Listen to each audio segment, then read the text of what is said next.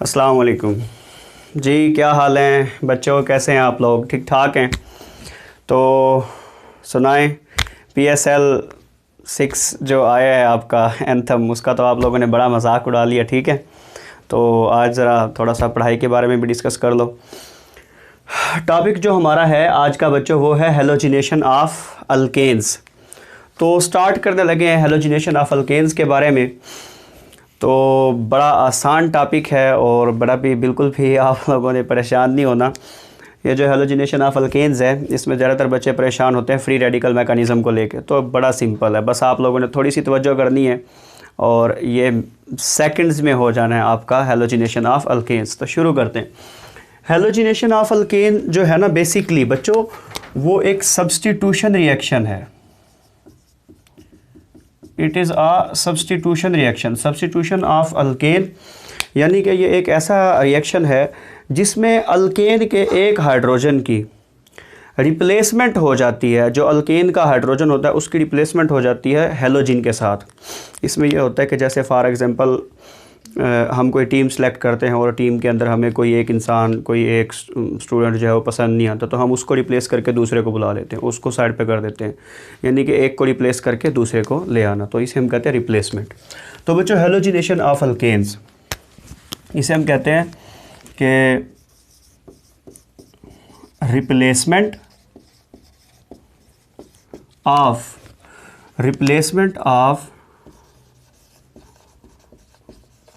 Hydrogen of alkane with halogen atom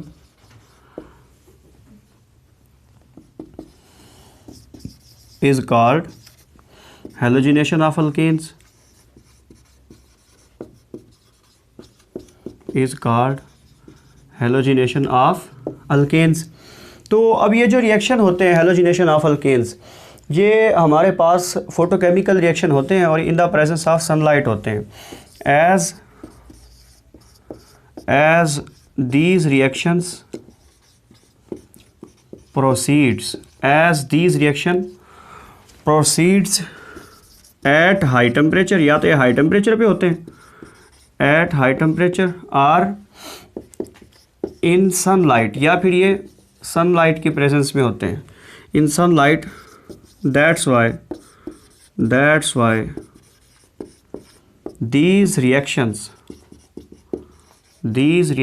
are also called, इन्हें कहा जाता है, these reaction are also called photochemical reactions, इन्हें photochemical reactions भी कहा जाता है। तो बच्चों हम डिस्कस करते हैं इनके ऑर्डर ऑफ द रिएक्टिविटी के बारे में।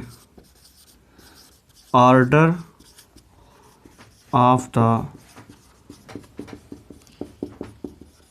Reactivity, order of the reactivity की बात की जाए तो सबसे ज़्यादा जो रिएक्टिव होता है ना हमारे पास वो होता है fluorine, then chlorine, then bromine and then iodine. Astatine का हम डिस्कस नहीं करते क्योंकि वो एक रेडियो एक्टिव एलिमेंट है। तो अब इसमें जो फ्लोरीन के रिएक्शन होते हैं वो बड़े विगोरस होते हैं, बड़े फास्ट होते हैं और एक्सप्लोजिव भी होते हैं। हमारे पास जो ब्रोमीन एंड क्लोरीन के रिएक्शंस होते हैं ये हमारे पास मॉडरेट रिएक्शंस होते हैं, मॉडरेट रिएक्शंस होते हैं, और जो आयोडीन के रिएक्शंस होते हैं ये बड़े स्लो होते हैं। तो इसीलिए हमारे पास जो सबसे ज़्यादा फेवरेबल रहते हैं, जो हमारे पास फेवरेबल रिएक्शंस रहते हैं वो हमारे पास होते हैं क्लोरीन के एंड ब्रोमीन के। तो हम कहते हैं कि ये हमारे पास फेवरेबल रिएक्शंस है। तो हम हेलोजिनेशन जब हम करवाएंगे तो क्लोरीन या ब्रोमीन के साथ करेंगे। देखिए हेलोजिनेशन जो हमारे पास प्रोसीड करता है उसके अगर हम ओवरऑल रिएक्शन की बात करें ओवरऑल, तो देखो इस तरह से होता है कि CH4 हमारे पास कोई मीथेन जो है हमारे पास स्टार्टिंग अल्केन है, इसका अगर हम रिएक्शन करवाते हैं क्लोरीन के साथ तो होता ये है कि इसका अल्केन का एक हाइड्रोजन रिप्लेस हो जाता है क्लोरीन के हेलोजिन के एक एटम से और ये बन जाता है CH3Cl प्लस HCl, ठीक है। यानी हमारे पास ये बन जाता है क्लोरोमीथेन और साथ में हाइड्रोक्लोरिक एसिड, ठीक है। ये हमारे पास होता है ओवरऑल रिएक्शन। अभी हम इसके जो है ना मैकेनिज्म को डिस्कस करने लगे हैं। Halogenation of alkanes involves a free radical mechanism, free radical mechanism. तो ये फ्री रेडिकल से नहीं डरना, बिल्कुल बच्चों के जैसा है फ्री रेडिकल, बच्चों वाली बात है सारी इसमें फ्री रेडिकल में। देखो फ्री रेडिकल है क्या, इसका जो स्टेप 1 होता है ना, इनिशिएशन स्टेप, जिसे हम कहते हैं इनिशिएशन, वो जो है ना वो पहला स्टेप ही फ्री रेडिकल के बनने का है, उसमें फ्री रेडिकल बनते हैं। क्लोरीन का जो एक एटम है उसका फ्री रेडिकल बनता है इन the presence of sunlight. Chlorine के 2 फ्री रेडिकल बन जाते हैं। अब ये बनते कैसे, ये इसको थोड़ा सा समझ लें। देखें यहाँ इसको ना मैं यहाँ ड्रा करता हूँ। देखो बच्चों, क्लोरीन जो है, क्लोरीन का एटॉमिक नंबर होता है 17 और उसके यानी कि टोटल 17 इलेक्ट्रॉन है उसके पास। तो 2 पहले शेल में आ गए, 8 दूसरे में आ गए, 10 हो गए। अब रह गए 7, यानी कि क्लोरीन के वैलेंस शेल में होते हैं 7 इलेक्ट्रॉन। ये क्लोरीन हमने एक बना दिया और ये क्लोरीन हमने एक और बना दिया। तो 7 वैलेंस शेल के इलेक्ट्रॉन इसके होंगे, 1 2 3 4 5 6 और 1 7। एंड सिमिलरली 7 इलेक्ट्रॉन इस क्लोरीन के पास भी होंगे वैलेंस शेल में, 1 2 3 4 5 6 और 1 7। तो ये मिलके बना लेते हैं बॉन्ड, ठीक है। यानी इस क्लोरीन का भी ऑक्टेट पूरा हो जाता है, क्योंकि अब इसके वैलेंस शेल में 2 4 6 7 8, वो इलेक्ट्रॉन इसका भी काउंट होगा, 2 4 6 7 8। इस क्लोरीन का भी ऑक्टेट पूरा है, दोनों का ऑक्टेट पूरा है। अब होता ये है कि इनकी जो है ना यहाँ से इनकी क्लीवेज हो जाती है, होमोलिटिक क्लीवेज होती है, यहाँ से इनका बॉन्ड टूटता है। जब इनका बॉन्ड टूटता है, इनकी जब फिशन होती है, इनका जब बॉन्ड टूटता है, तो होता ये है इस क्लोरीन के पास कितने इलेक्ट्रॉन रह गए, 2 4 6 और 1 7।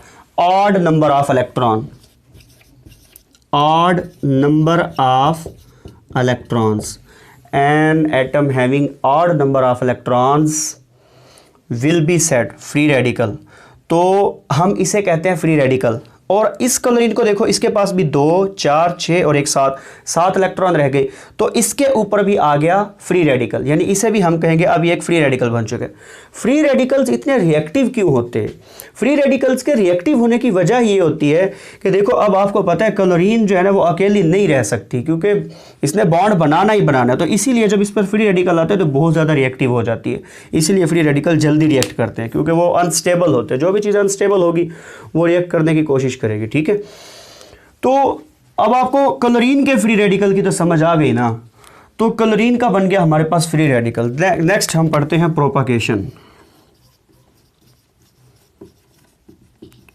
प्रोपागेशन में ये होता है कि ये रिएक्शन प्रोसीड कैसे करता है। देखिए, ये कार्बन है हमारे पास, ये हाइड्रोजन, ये हाइड्रोजन, ये हाइड्रोजन और ये हाइड्रोजन, CH4 मैं ओपन करके लिख रहा हूँ ताकि आपको इसके फ्री रेडिकल की भी समझ आए।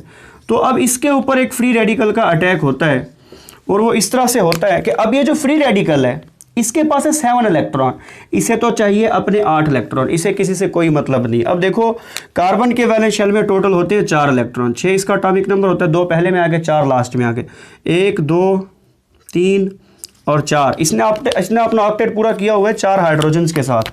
तो लेट मैं ग्रीन वाला हाइड्रोजन का कहता हूँ, 1 2 3 और 4। इस तरह से जो है ना कार्बन ने अपनी वैलेंसी पूरी की हुई है, कार्बन ने अपना ऑक्टेट रूल पूरा किया हो, ठीक है। तो अब क्लोरीन जो है ना कार्बन से कोई एक हाइड्रोजन छीन लेगा, और लेट मैं कहता हूं कि यहां से अगर बॉन्ड ब्रेक होता है यहां से, तो अब होगा क्या कि हाइड्रोजन अपना इलेक्ट्रॉन भी साथ में लेकर चला जाएगा।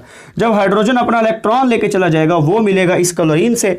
अब ये भी, इसके पास भी एक इलेक्ट्रॉन है और इसके पास भी एक इलेक्ट्रॉन एक्स्ट्रा है, तो ये आपस में मिलकर एक सिंगल कोवेलेंट बॉन्ड बना लेंगे और यहां पर फॉर्मेशन हो जाएगी हाइड्रोजन और क्लोरीन के बॉन्ड की, HCl बन जाएगा। पीछे देखे क्या बच गया, कार्बन और हाइड्रोजन, और ये दूसरी तरफ हाइड्रोजन आ गया और ये तीसरी तरफ हाइड्रोजन आ गया। यानी 2 इलेक्ट्रॉन ये, 2 इलेक्ट्रॉन ये और 2 इलेक्ट्रॉन ये, 6 इलेक्ट्रॉन और 7वां इलेक्ट्रॉन कार्बन का अब जो अकेला बच गया 7वां इलेक्ट्रॉन। अब देखो इसके पास भी फ्री रेडिकल आ गया, यानी कि मिथाइल फ्री रेडिकल। अब क्या जनरेट हो गया यहाँ, मिथाइल फ्री रेडिकल। अब यहाँ क्या जनरेट हो गया, मिथाइल फ्री रेडिकल। हम देखते हैं कि अब नेक्स्ट क्या होगा। अब ये मिथाइल फ्री रेडिकल है, अब आपको पता है ये भी तो ऐसे आसानी से तो नहीं बैठेगा ना मिथाइल फ्री रेडिकल। अब ये भी तो अनस्टेबल हो गया ना, तो ये अनस्टेबल हो तो ये भी रिएक्टिव हो जाएगा। अब मैं इसको क्लोज करके लिखता हूँ, CH3 मिथाइल फ्री रेडिकल। अब ये रिएक्ट करता है क्लोरीन के एक फ्री मॉलिक्यूल से, यानी कि पूरा जो एक मॉलिक्यूल है क्लोरीन का उसके साथ, और यहाँ से क्लीवेज होगी बॉन्ड की, यहाँ से बॉन्ड की क्लीवेज होगी। अब सिमिलरली जैसे यहाँ क्लीवेज हुई थी, तो अब यहाँ क्या होगा,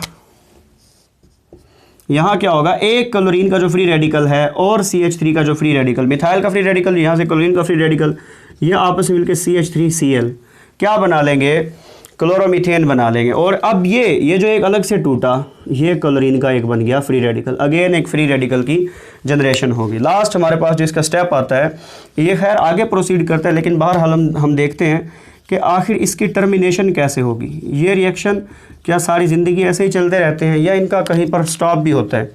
तो इनकी टर्मिनेशन ऐसे होती है कि अगर फ्री रेडिकल और फ्री रेडिकल का आपस में रिएक्ट हो जाए, आपस में ये मिल जाए। अब वो ये भी हो सकता है कि मिथाइल का फ्री रेडिकल बना होता है, वो मिथाइल के फ्री रेडिकल से रिएक्ट करके इथेन बना दे। ये भी अधूरा है, ये भी अधूरा है, 2 अधूरे मिलके एक पूरा हो जाएगा, ठीक है।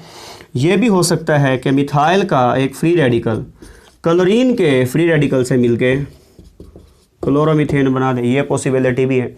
या ये पॉसिबिलिटी भी होती है कि क्लोरीन का ही एक फ्री रेडिकल मिलके दूसरे क्लोरीन के फ्री रेडिकल से मिल जाए और क्लोरीन का एक पूरा मॉलिक्यूल बन रहा हो। तो इस तरह से इनकी टर्मिनेशन होती है। अब हम देखते हैं कि हम प्रोपागेशन के स्टेप को अगर हम बढ़ाएं, यानी अब नेक्स्ट हम देखते हैं बच्चों, अगर यहाँ तक आप लोगों ने नोट नहीं किया तो अभी आप इसका स्क्रीनशॉट ले लें, आपके पास टाइम है, 1 2 3 4 5 ओके। नेक्स्ट हम देखते हैं, नेक्स्ट हम पढ़ते हैं कि अगर हम प्रोपागेशन के स्टेप को मज़ीद देखें तो इसमें किस किस किस्म के प्रोडक्ट्स आते हैं। हमने अब अपने प्रोडक्ट्स देखने हैं कि अगर हम इसी को, यानी कि जो हमारे पास प्रोपागेशन का जो स्टेप है, अगर हम इसे बढ़ाएं तो हमारे पास होगा क्या। हम इस स्टेप को देखते हैं बच्चों, ठीक है। तो देखो हम कहते हैं if propagation is carried on, अगर प्रोपागेशन को कंटिन्यू ही रखा जाए तो होगा क्या। प्रोपागेशन में हम कहाँ तक पहुँचे थे, क्लोरोमीथेन एंड क्लोरीन। तो देखें CH3Cl, क्लोरोमीथेन एंड क्लोरीन, इनका आपस में रिएक्शन होगा और होगा क्या कि अब ये जो क्लोरीन का फ्री रेडिकल है, ये क्लोरीन का फ्री रेडिकल यहाँ से क्लोरोमीथेन से एक हाइड्रोजन को निकाल लेगा। तो जब यहाँ से एक हाइड्रोजन को निकाल लेगा तो यहाँ CH3 की बजाय CH2 और क्लोरीन, और साथ में यहाँ पर एक जो H गया वो अपना इलेक्ट्रॉन भी लेके गया, वो इस फ्री रेडिकल से मिलके HCl बना देगा। अब यहाँ क्या होगा, कार्बन का एक हाइड्रोजन चला गया तो एक इसके पास एक इलेक्ट्रॉन एक्स्ट्रा बचा हुआ है और इसकी 3 वैलेंसी रह गई है, यानी कि 2 और 1 3 बॉन्ड बने हुए हैं, चौथा खाली है, तो फिर वो इसके पास एक फ्री रेडिकल रहेगा। अब होगा क्या, आपको पता है फ्री रेडिकल चैन से नहीं बैठता, ये बात आप लोगों को समझ आ चुकी है कि फ्री रेडिकल ने तो चैन से बैठना ही नहीं है। अब CH2 और Cl यहाँ फ्री रेडिकल है, फ्री रेडिकल चैन से नहीं बैठता तो क्या करता है, किसी और क्लोरीन के मॉलिक्यूल से, हैलोजन के मॉलिक्यूल से रिएक्ट करेगा।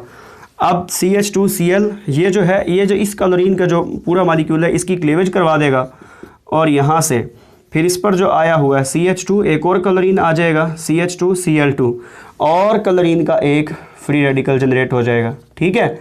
और इसे हम क्या कहते हैं, 2 क्लोरीन आ गए तो हम इसे कहते हैं डाई क्लोरोमीथेन,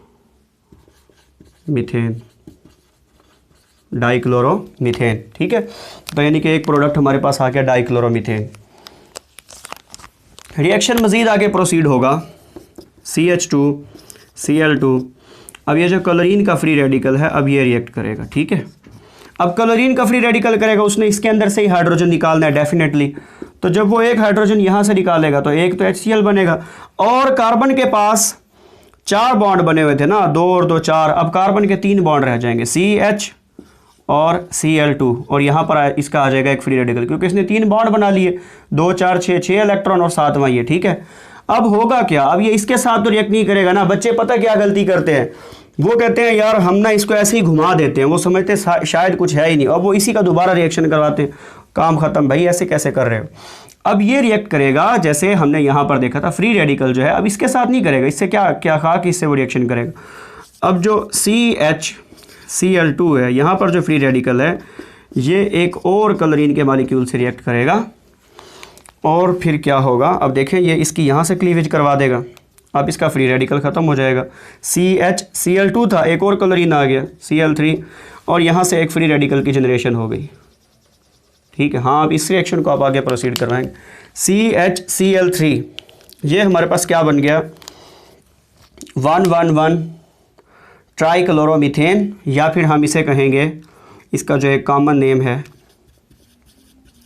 क्लोरोफॉर्म, ठीक है। और क्लोरोफॉर्म आपको पता है किस लिए यूज़ होता है, ठीक है ना। चलो ये आपने मुझे कमेंट सेक्शन में बताना, अगर मैंने आपको बताया तो काम ख़राब है, ठीक है। इसे बेहोशी की अद्वियात में इस्तेमाल किया जाता है, चलें आपको बता देता हूँ, ठीक है बच्चों। क्लोरोफॉर्म बन गया।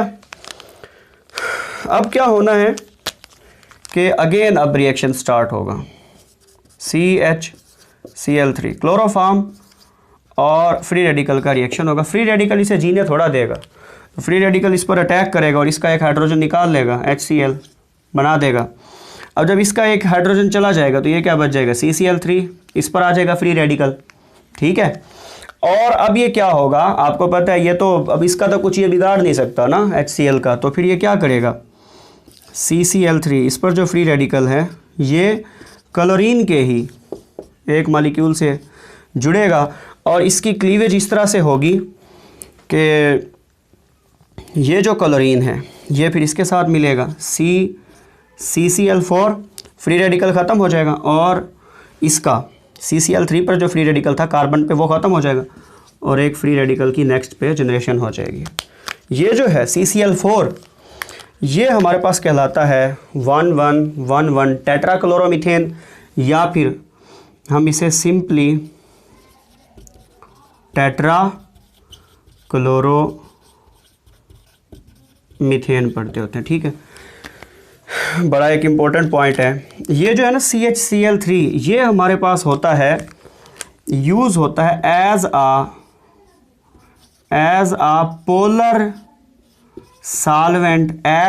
पोलर सॉल्वेंट, क्योंकि इसके पोल्स बन चुके होते हैं। CHCl3 इसका मैं स्ट्रक्चर आपको यहाँ बना के दिखाता हूँ। CHCl3 एक तरफ हाइड्रोजन होता है, दूसरी तरफ क्लोरीन, एक और क्लोरीन, एक और क्लोरीन, तो मोस्ट इलेक्ट्रोनेगेटिव एटम एक ही तरफ आ जाते हैं, तो इसीलिए इलेक्ट्रॉन्स का जो पुल होता है वो इस तरफ आ जाता है, पार्शियल नेगेटिव, वहाँ आ जाता है पार्शियल पॉजिटिव, तो ये एक्ट करता है एज आ पोलर सॉल्वेंट,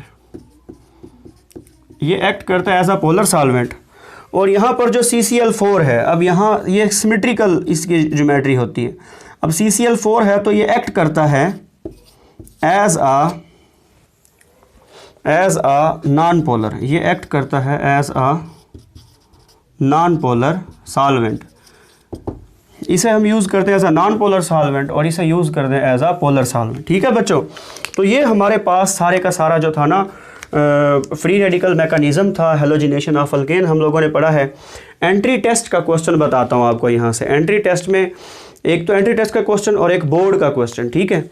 एंट्री टेस्ट में यहाँ से जो बात पूछी जाती है उसको डिस्कस करते हैं कि एंट्री टेस्ट में क्या पूछा जाता है। देखिए यहाँ पर एक MCQs एंट्री टेस्ट में आ जाता है, उसको मैं आप लोगों से शेयर करता हूँ।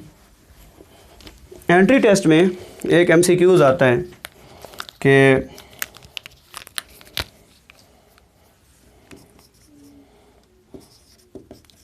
which of the following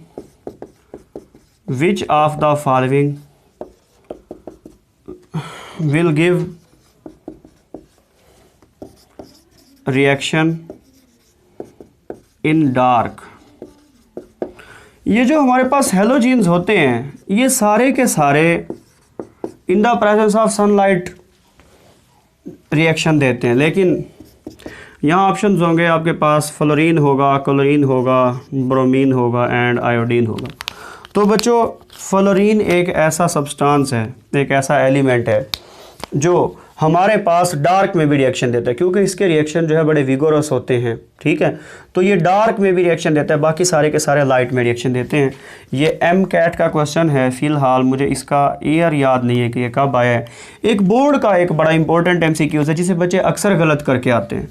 एक बोर्ड का आप लोगों से मैं MCQs डिस्कस करता हूँ, और वो बोर्ड का क्वेश्चन है कि free radical mechanism of halogen of alkane.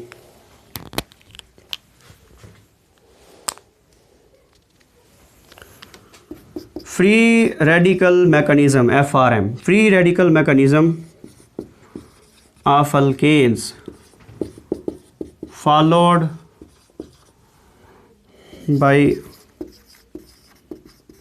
Which steps, कौन कौन से स्टेप्स जो है ना ये फॉलो करता है। अब option A, B, C and D, कौन कौन से स्टेप्स जो है ना ये फॉलो करता है। तो ऑप्शन A हमारे पास होगा इनिशिएशन, ऑप्शन B होगा प्रोपागेशन, ऑप्शन C होगा टर्मिनेशन एंड ऑप्शन D होगा ऑल ऑफ दीज। बच्चे क्या गलती करते हैं बताएं आप, क्या इसका आप लगा कर आएंगे। बहुत सारे बच्चे जो हैं जब वो पढ़ते हैं free radical mechanism of alkane followed by which type of step, वो ये टिक करके आते हैं प्रोपागेशन, जो कि गलत है। वो ये समझते हैं कि सिर्फ प्रोपागेशन में ये सारा कुछ हुआ है, हालांकि फ्री रेडिकल मैकेनिज्म का मैंने बताया था कि ये सारे का सारा फ्री रेडिकल मैकेनिज्म, तो ये इनिशिएशन, प्रोपागेशन, टर्मिनेशन तीनों स्टेप्स को फॉलो करता है, ठीक है। तो ये आप लोगों ने इस चीज़ का ध्यान रखना है।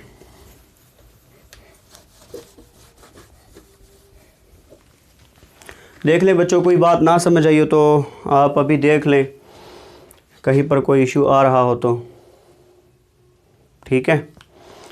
तो इसमें एक एंटी टेस्ट का क्वेश्चन ये इस तरह इस किस्म का आ जाता है, और बोर्ड का क्वेश्चन जो है वो इस किस्म का आ जाता है। ये हमारे पास सारे का सारा फ्री रेडिकल मैकेनिज़्म है।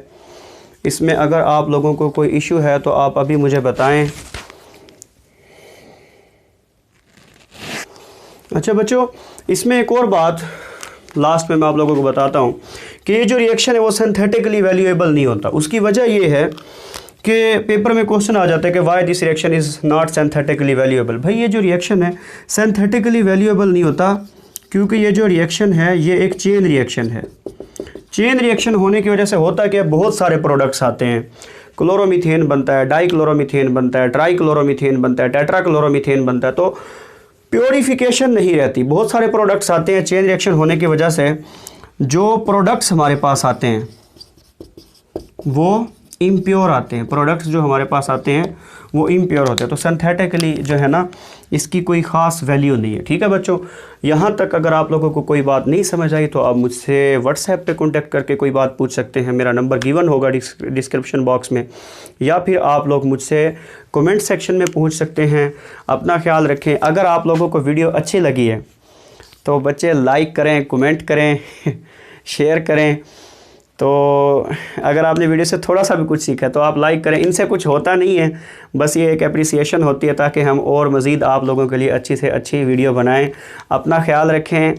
PSL 6 एंथम के मीम्स बनाना छोड़ दें, ठीक है। जैसा भी उन्होंने काम किया है PCB जाने और वो जाने, आप लोग जो है ना अपनी पढ़ाई पर तवज्जो दें, ठीक है बच्चों। अपना ख्याल रखिए, पढ़ते रहिए एंड अल्लाह हाफिज़।